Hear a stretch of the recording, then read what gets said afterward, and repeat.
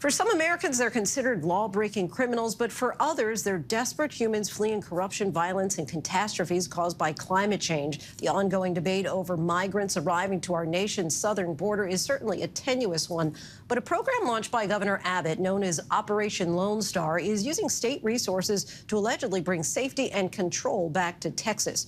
Our ABC's Mireya Villareal brings us the first of a two-part report on the impact this policy is having, starting with the migrants seeking asylum.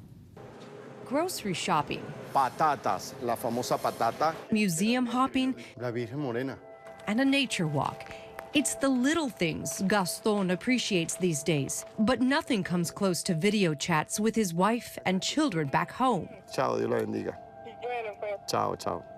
Gaston says he's living in the U.S. alone, risking death threats while working as a human rights lawyer in Venezuela, a country plagued with political corruption, high unemployment, and severe economic issues. Que mi miedo es creíble. Mi miedo era ese, mi miedo era que no estuviera preso, que no pudiera socorrer a mi familia, que no los viera y que me pasara algo, como le ha pasado a muchísimas personas. Gaston explains he spent years defending political opponents of Venezuela's Nicolás Maduro's regime, mostly students jailed for speaking out against the government. En Venezuela era un abogado en ejercicio, dedicado a la defensa de los estudiantes.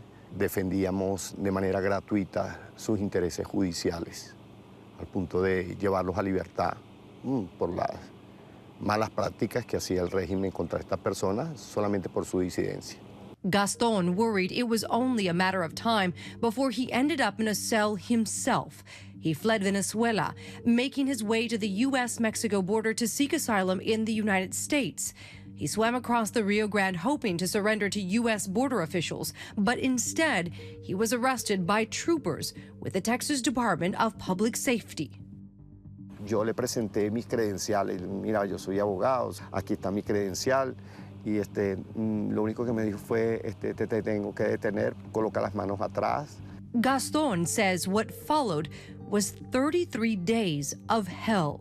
Te puedo decir que es la discriminación más terrible que puede sufrir un ser humano privado de su libertad.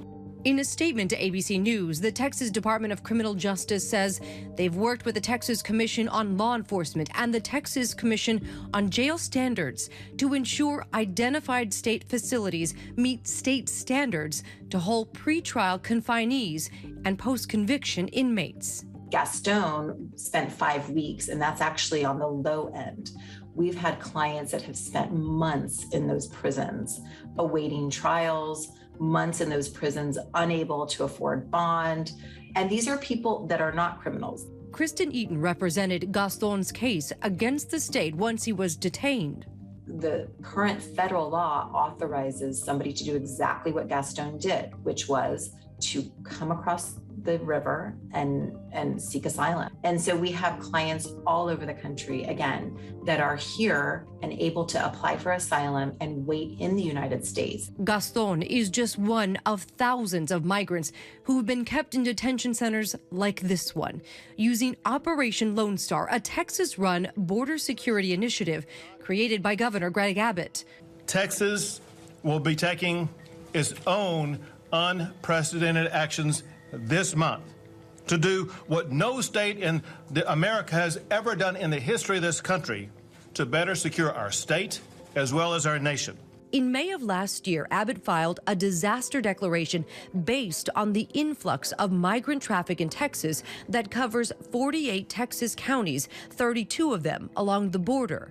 The declaration leading to the creation of Operation Lone Star, a program where an estimated 10,000 soldiers from the Texas National Guard and Department of Public Safety are being used for immigration patrols in addition to federal agents. Texas has essentially militarized the border to make apprehensions and arrests, primarily of migrants, for criminal trespass offenses. Governor Abbott says the program is intended to stop smugglers.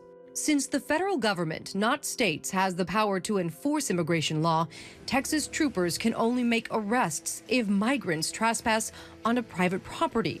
Allí no había ningún aviso que dijera que eso era propiedad privada, ni que yo haya tumbado una pared, ni haya penetrado una cerca. According to the Texas Department of Criminal Justice, to date the program has made just over 4,100 total trespassing arrests. We have clients that are arrested multiple times for criminal trespass. They're released and they come back. There's really no deterrent value in these criminal trespass prosecutions at all.